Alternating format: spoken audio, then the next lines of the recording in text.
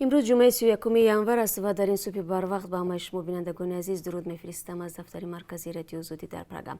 ساعت با وقت اینجا 7 است. روزی سعید رو برای شما تهنیت میگویم و امیدوارم هر جای دنیا که هستید صحت و سلامت باشید و حالا رو میارم به خبرها.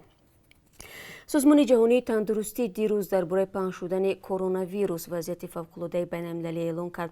تدروس ادهانوم مدیر کل سازمان جهانی تندرستی گفت اگر این ویروس در کشور با نظام بهداشتی ضعیف‌تر پنهان شود نمی‌دانیم چه خسارات ممکن رخ بدهد.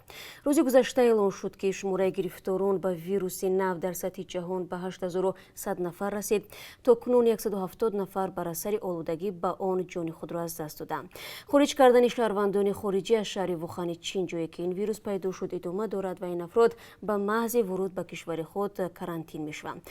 متخصصان آزمایشگاه دولتی چین گفتند برای سنجش واکسین‌های ضد این ویروس نه کمتر از 3 ماه لازم است. شمار آنهایی که به این ویروس در خارج از چین گرفتار شدند به 100 نفر رسید. ویروس مذکور علاقه در 18 کشور آشکار گشته است و کشورهای آسیای مرکزی از جمله تاجیکستان در این رویخط دولت‌های صورت یافته فعلا نیستند. ضمناً تاجیکستان بعد 2 ماه پنهان کردن ویروس نو در چین واردات مواد خوراکواری را از این کشور به استثنای چای و تخم‌های زراعت منع نموده است. در این باره محمد سعید فیض‌الله زاده رئیس کمیته امنیتی عضوقواری تاجیکستان ضمن نشست مطبوعاتی دیروز خبر داد. به قول منبع همچنین دستور شده است که محصولاتی از کشورهای دیگر وارد شونده نیز زیر نظارت جدی قرار بگیرند. ساختمان پالایشگاه و یک کارخانه بزرگ کارکرد نفت دنغره با بیش از 90 میلیون دلار یک شرکت چینی به پایان رسیده است، اما معلوم نیست کی بنزین آن وارد نقطه‌های فروش سوزشواری در تاجیکستان خواهد شد. پالایشگاه قدرت کارکرد از 300 تا 500 هزار تن نفت را دارد و با شروع تولیدات به احتمال زیاد چین بازار سوزشواری تاجیکستان را به دست میگیرد که این زمان زیر دست روسیه و شرکت گازپروم نفت است. تاجدین جورزاده معاون وزیر رشد اقتصاد و سودای تاجیکستان روز 30 январ هنگام نشست خبری در دوشنبه گفت پالایشگاه پورا به شرکت چینی هیلی تعلق داشته شریک محلی ندارد. این منصبدار گفت کارخانه در منطقه آزاد اقتصادی دنغره پورا برای فعالیت آماده است و چینی ها بیش از 1350 تن نفت را برای پالایش سنجشی وارد کردند. تاجیکستان به دلیل نداشتن امکانات کافی کارگرد نفت تا به حال محصولات نفتی را از خارج و اساساً از روسیه و قزاقستان در شکل محصولات تیار یعنی بنزین و سالرکه وارد میکند. وزیر نقلیات تاجیکستان میگوید هنوز هم مشکل حرکت ماشین‌های بارکش کشور از قلمرو ترکمنستان حل خود را پیدا نکرده است. خدایار زاده هنگام یک نشست خبری در دوشنبه گفت بعد اینکه مشکل حل خود را پیدا نکرد آنها برای رانندگان ماشین‌های بارکش تاجیکستان راه‌های آلترناتیوی را تشکیل نمودند. از جمله ماشین‌ها به واسطه ازبکستان، قزاقستان و آذربایجان مالای خود را انتقال می‌دهند. با تاکید وزیر اگر ماشین‌ها به واسطه ترکمنستان نگذرند راه تا ایران 1000 کیلومتر دورتر و برعکس تا ترکیه 434 کیلومتر نزدیکتر می شود. مقامات ترکمنستان از 4 فوریه سال گذشته راه عبور ماشین‌های تاجیکستان را در قلمرو خود با سبب‌های نامعلوم بستند. کومیل аламҷонов сардори оҷонсии иттилооту иртибототи ӯзбекистон ва муовинаш саида мирзиёева духтари президенти ин кишвар шавкат мирзиёев бо хоҳиши худ аз мақомашон истеъфо доданд. бино ба хабарҳо комил аламҷонов ва саида мирзиёева 29 январ дар як ҷаласаи оҷонс ба раҳбарии раиси дастгоҳи президенти ӯзбекистон гуфтанд. ба дастгоҳи президент ариза навиштанд ки мехоҳанд фаъолияти кори худро дар бахши ғайридавлатӣ идома бидиҳанд. дастгоҳ низ аризаи онҳоро баррасӣ ва қонеъ کرده است. کومیل аламҷонов از 4 فوریه سال 2019 آژانس اطلاعات و ارتباطات ازبکستان را رهبری میکرد و دختر کلانی میرزیویف سعیده ماه اپریل سال گذشته معاون او تعیین گردید. دوستان کل روسیه امر داده است پرونده 3 دختر نابالغ که پدر ستمگرشان را کشتند بازنگری شود. این پرونده پرسر و صدا دیگر بار بحث و درباره خشونت خانوادگی در روسیه را برانگیخت.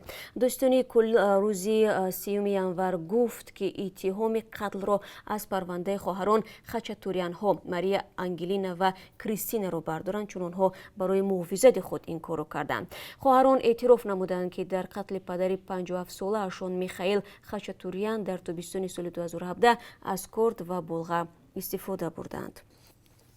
ارتش پاکستان میگوید در نتیجه درگیری با گروهی از جنگجویان در ولایت وزیرستان شمالی 5 نفر آنها را کشتند ولی 2 سربازشان را تلف دادند. مقامات ارتش روز 30 ینور گفتند جنگجویان بعد محاصره یک پناهگاهشان در منطقه دوتخیل به سوی ماموران امنیتی تیراندازی کردند. همه آنها در نتیجه ترکیش ابزارهای خودساخت ترکننده و تیراندازی سربازان به قتل رسیدند. تحریک طالبان و دیگر گروه‌های جنگجو در پاکستان این حادثه را شهر ندادند. پاکستان از سال 2014 به یک عملیات گسترده برای پاک کردن وزیرستان شمالی از حضور جنگجویان ادامه می‌دهد. ملتگرای روز که به چشم شهروند تاجیکستان در مترو تیر پرانده بود موظف شد که تاوان پردازد. طبق قرار دادگاه نویه چریومشکی شهر مسکو سرگئی царёв باید به سلیمان سعیدов بیش از 1 میلیون روبل روسی جبران پردازد. سلیمان سعیدов ماه اپریل سال 2016 از تیر پنوماتیکی царёв از چشم و شکمش تیر خورده بود. طبیبان توانستند سلیمان را از مرگ نجات بدهند ولی او از یک چشمش محروم گردید. царёв سال 2018 برای قصد کشتار به 10 سال و 3 ماه زندانی نظام شدید محکوم گردید.